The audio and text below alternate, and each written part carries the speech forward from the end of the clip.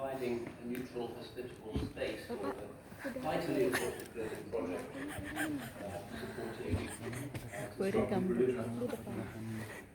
Sorry, aku guyon tak tahu foto dia.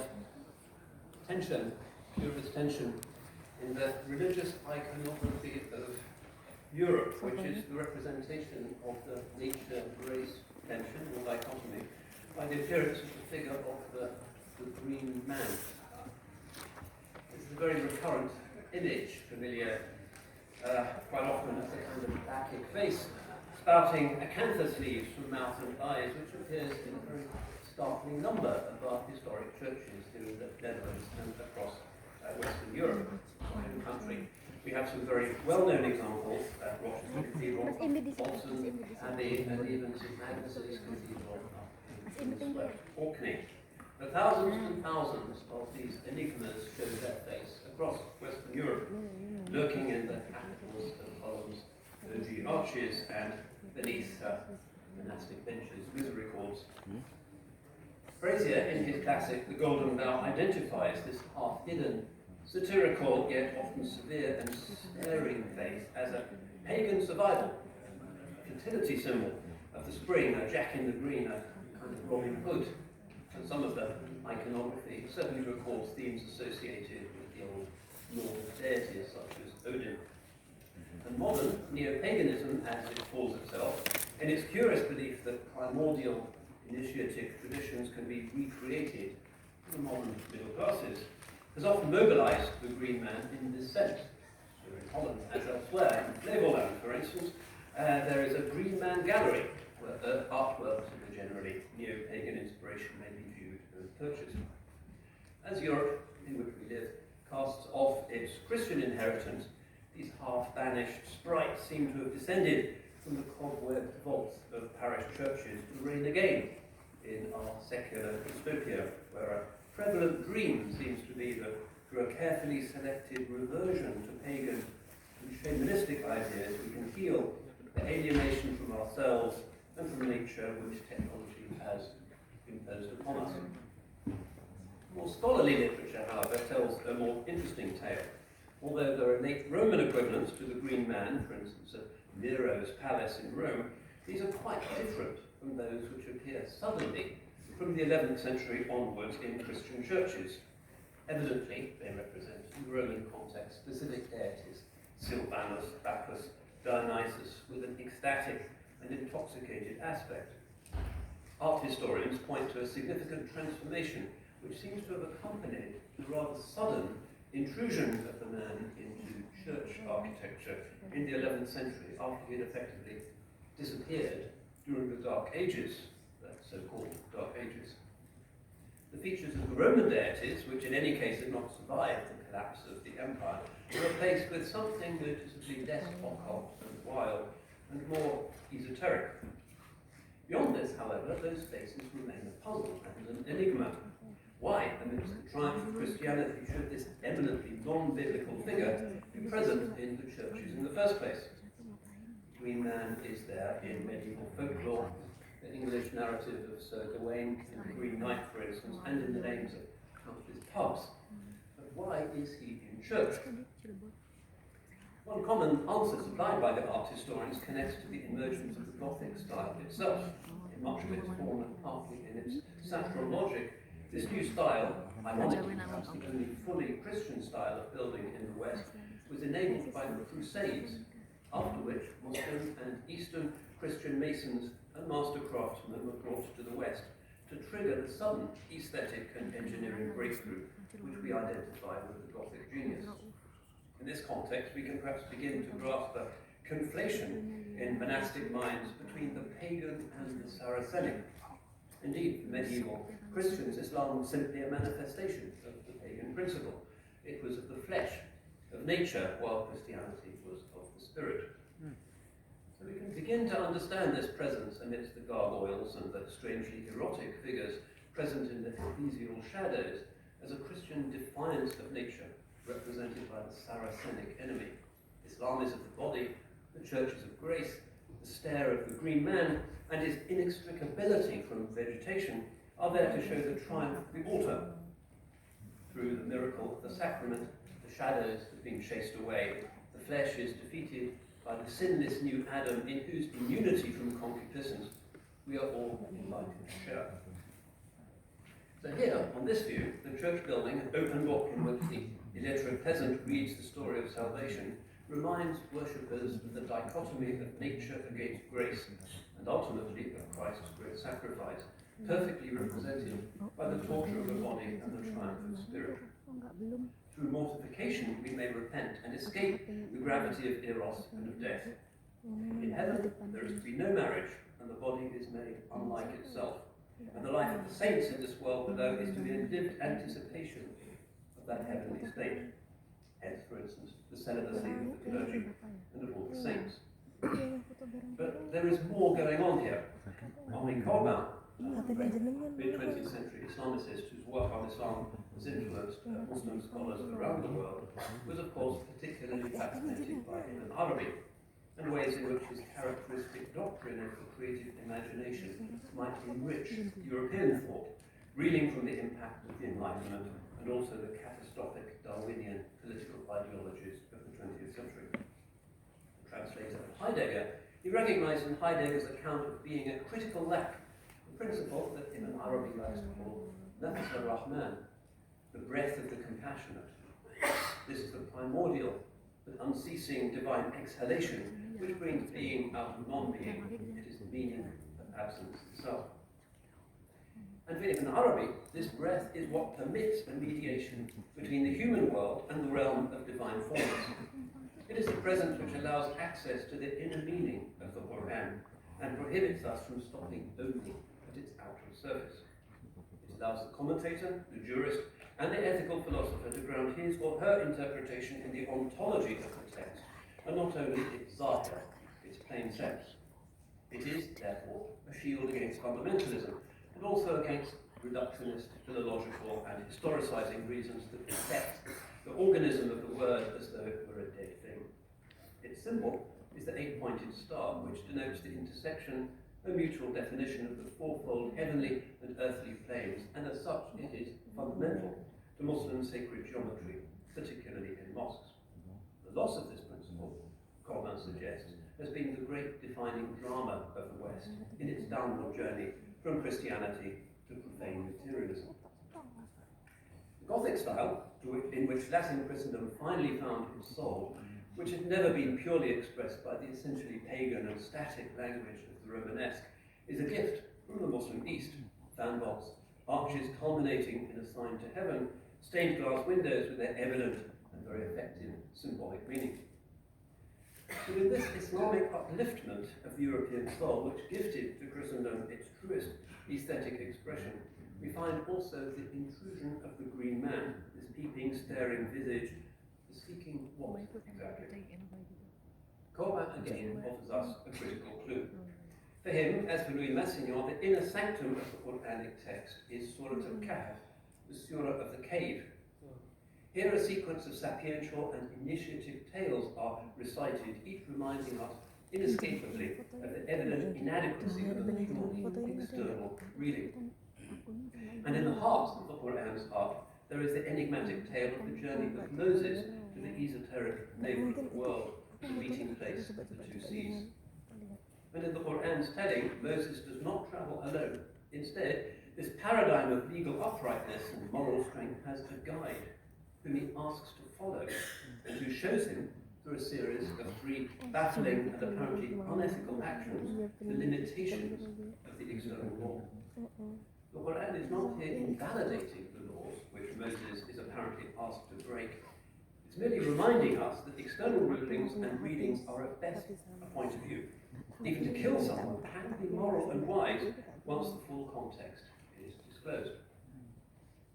Moses asks for this ilm ladunni, this esoteric wisdom, or to be truer to the Quranic phrase, the knowledge that is from and of the divine presence. The revelation's doughty emblem of legal probity and defiance of state tyranny, he defeats Pharaoh's magicians by showing them a supernatural act of a higher nature than theirs. His staff, which in the Quran's discourse becomes a snake, by God's leave. Thus does the prophetic soul see that cause and effect and the gigantic web of causation, which we take to be a first-order truth, and the basis for our every action in this world is merely a convention, ada, not reality. Moses' teacher grants a direct vision of what we might call nowadays quantum indeterminacy. Causation is probabilistic at best. This is the lesson shown to Moses by his mysterious travelling companion and mentor, whom the commentary tradition calls Al-Khidr. Our Western Muslim theological tradition has much to say about this clearly essential Quranic figure, who alone, of all the entities under God, can be the guide of a prophet and can rightly correct him. Henry Bayman, in his book The Secret of Islam, is inviting us to an inward perspective which can recognize the necessity of this Quranic surprise. He presents this esoteric guide into scriptural and legal interpretation as an affective principle. For him it is the principle of love, mahabba, which is the subject of a very major work by Imam al-Ghazali. So this is what Bayman writes. Because law is based on conscience and ultimately upon love, what is lawful in Islam is that which is informed by love. The only action which is free of blame is that which is based on love. And the divine law is a compendium of such action or non-action.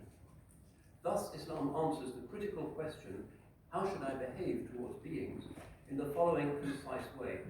Treat them as if you love them. And for our convenience, Islam outlines in its prescriptions of holy law what such action is. This is Bayman's way of understanding Sharia. It is the articulation of philanthropy in its original sense. And beyond this, when we need to ask the question of how to love, and how to know that one's acts are loving, there is the Nafs al-Rahman, the breath of the compassionate, without which ethics becomes, in the modern way, just a point of view in our culture we are familiar with. And Samir Dajani, in his recent book on Ibn Arabi's jurisprudence, shows us how the Andalusian master's literalism in reading the Quran was in fact not a zahiri superficiality, but was guided by an inward inspiration that from a position of radical egolessness reliably intuited the real meaning of the text, which turns out to be at its most profound when it is most literally read.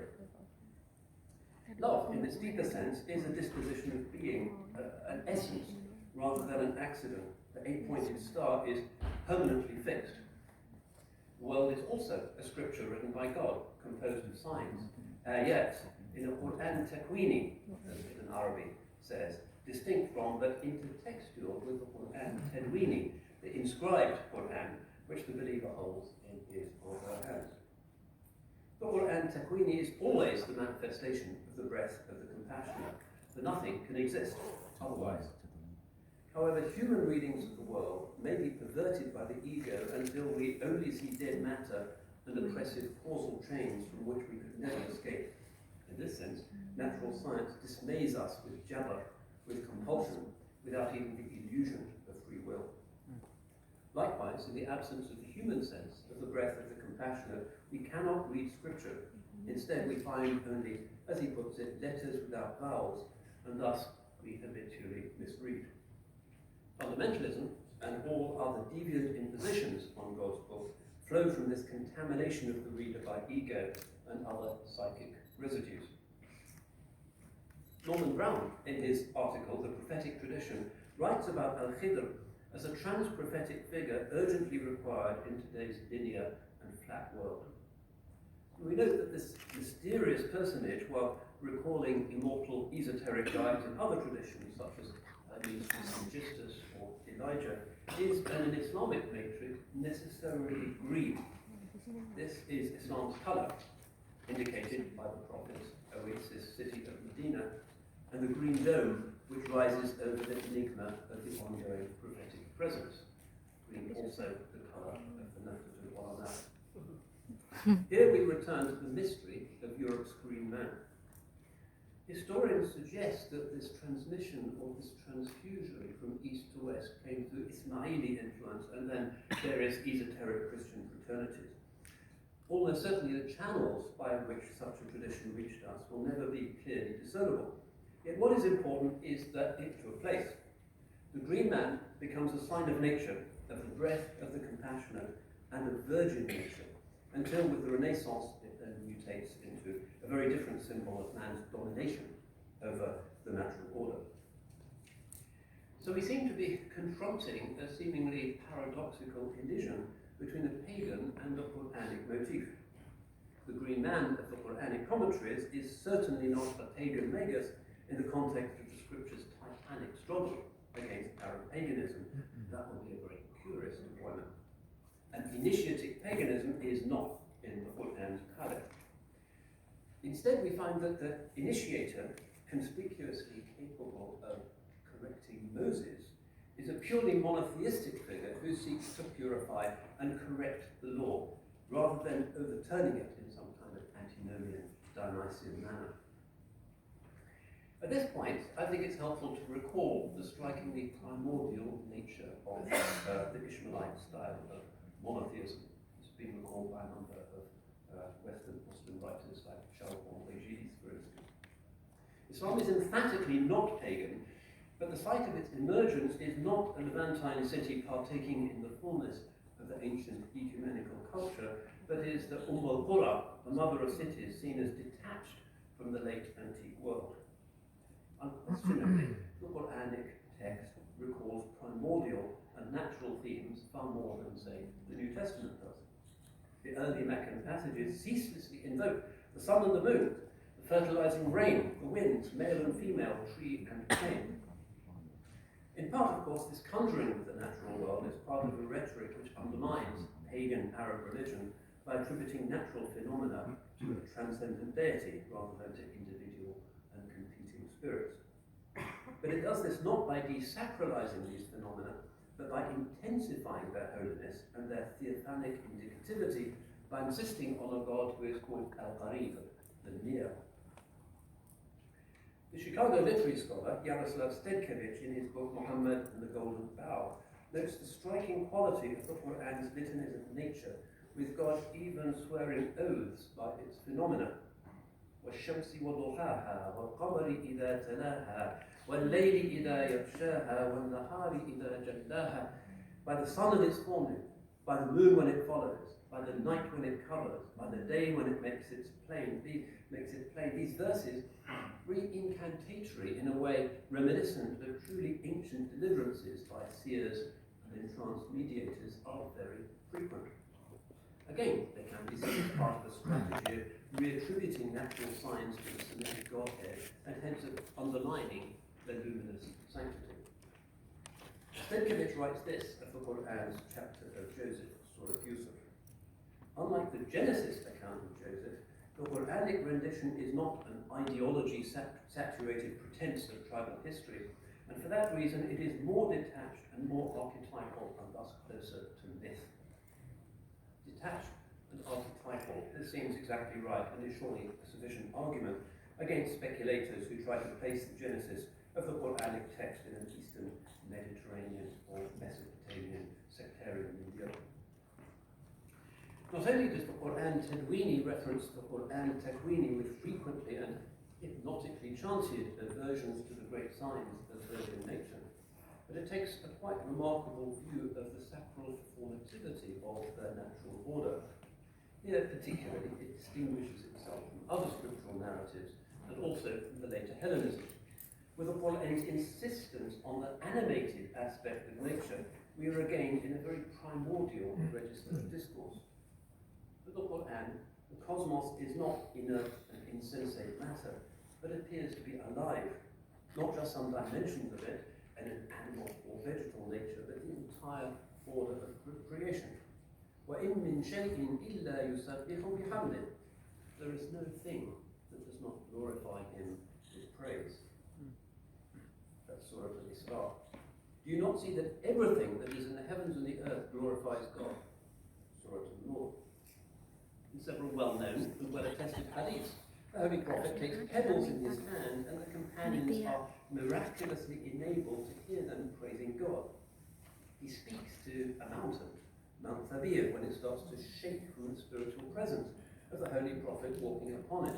He scuffs it with his foot and says, Askin Thabir, be quiet or be still, Thabir. and it is still. He says, Radboud is a mountain which loves us and which we love.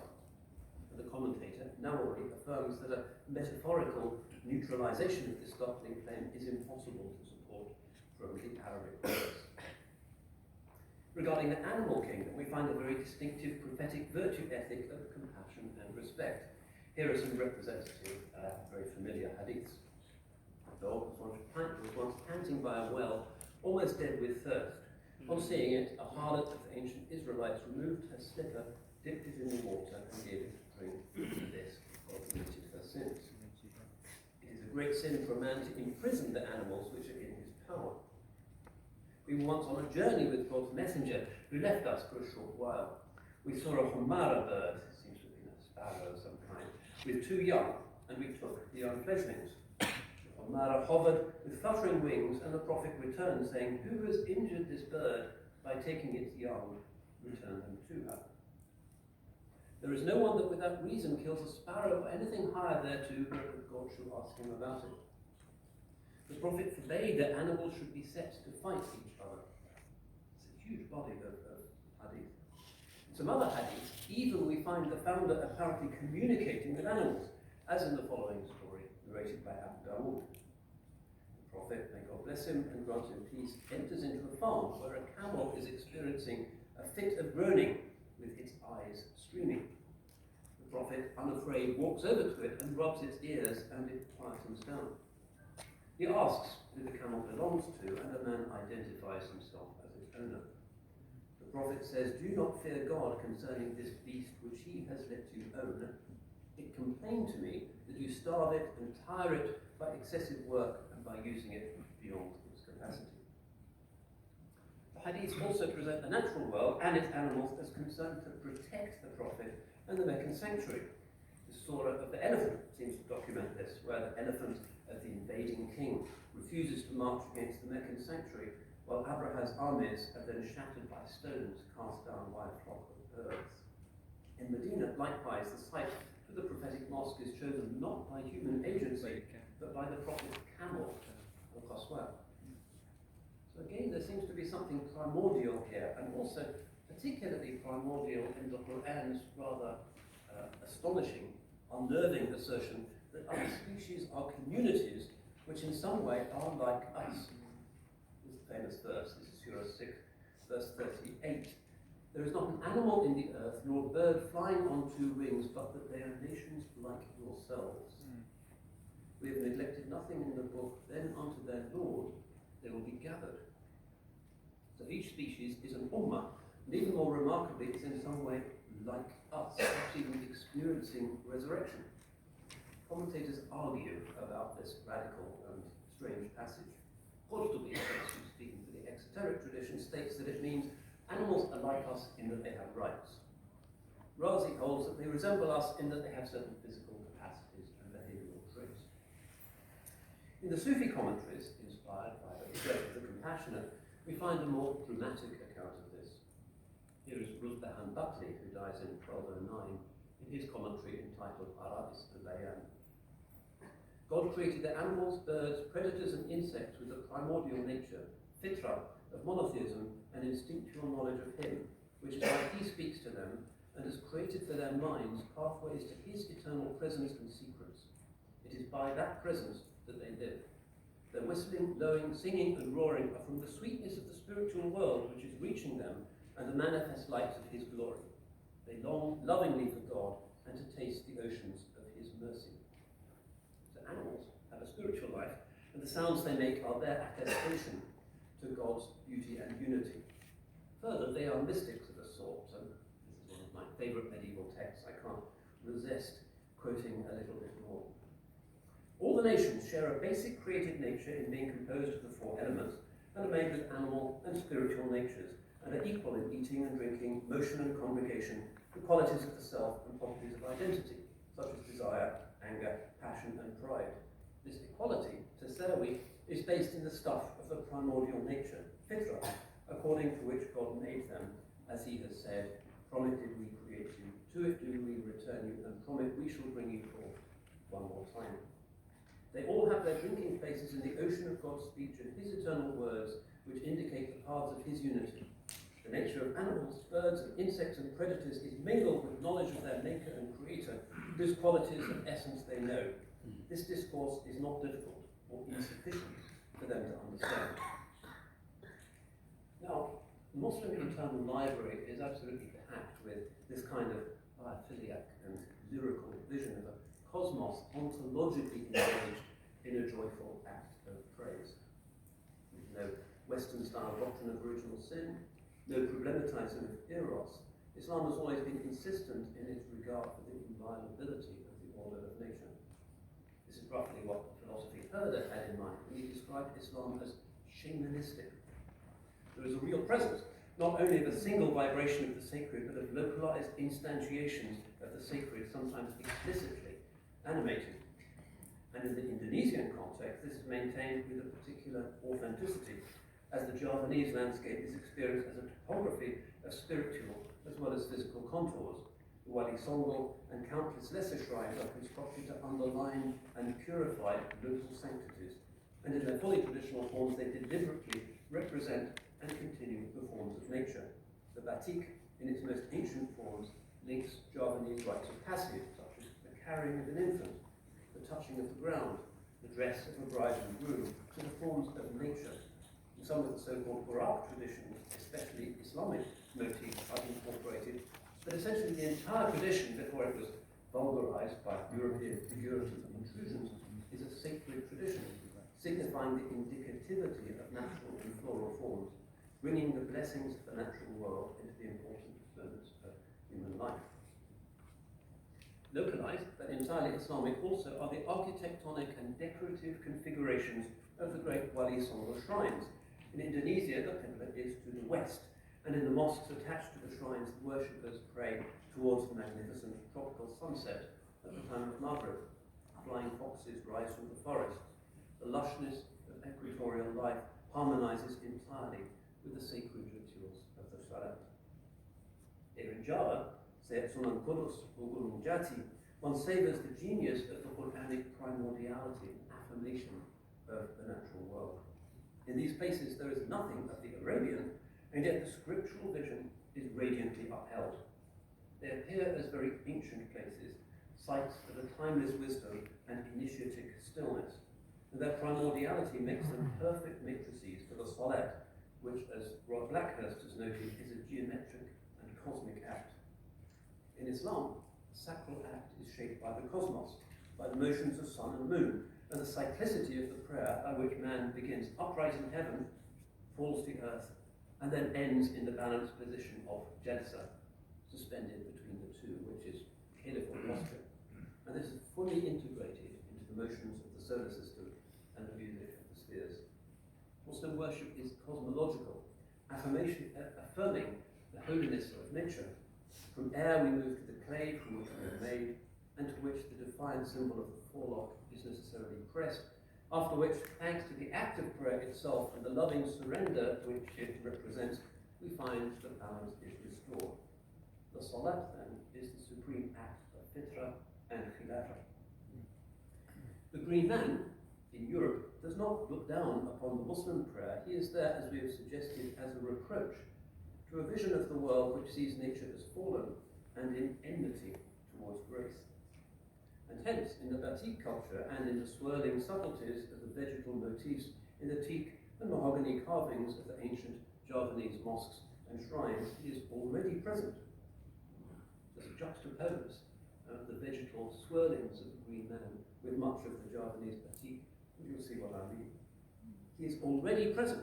This is already a culture of immanence, of al-khidr, Islam's prophetic recovery of sacred time in which sun and moon determine the life of sacred spaces, makes the Salat the characteristic Javanese act.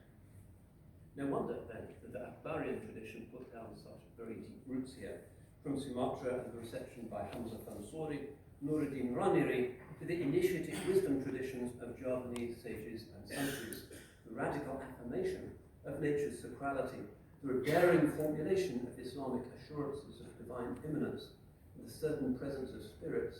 All these make Java what it is, a land of subtle and profound holiness. In Java's sultanic traditions, including those in which rulers themselves act as holy mediators, we likewise find a local hospitality to Quranic principles of ancient kingly wisdom. The supreme ruler for scripture is Suleiman, who also builds the masjid, the temple. The separation of holy and profane realms is impossible in such a world. Sayyid Hossein Nasr has put this very clearly in the following passage from his book, Ideals and Realities of Islam. We have seen that the Quran incorporates, he says, the social order into the religious.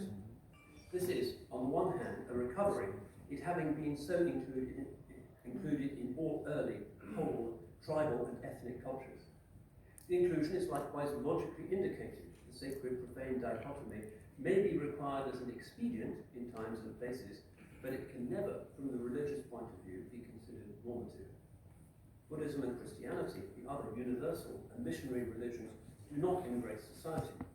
The ethnic religions, Hinduism, Judaism, and in a different way Confucianism and Shintoism do, but with a specificity which makes them unexportable. Muslims today see this religion largely in ethical terms.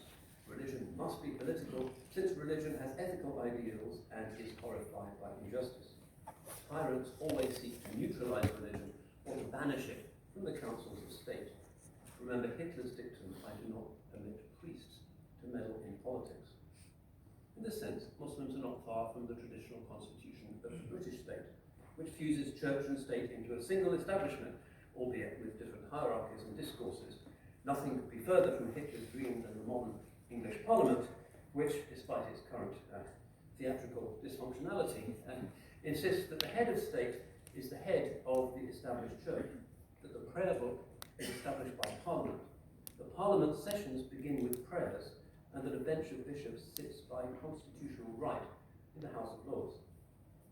So to those Islamophobes who demand a separation of religion and state, we gently point out that there are major Western democracies which refuse such a separation.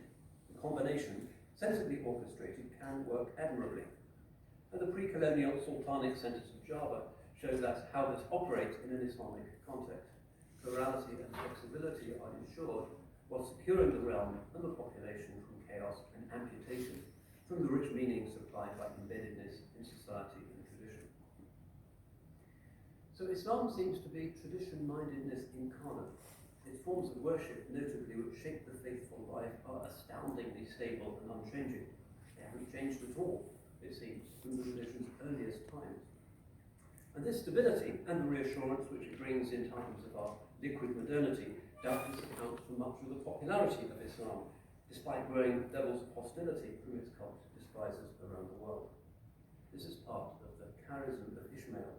Established elites demand conformity and compliance to get Ishmael's annoying conspicuousness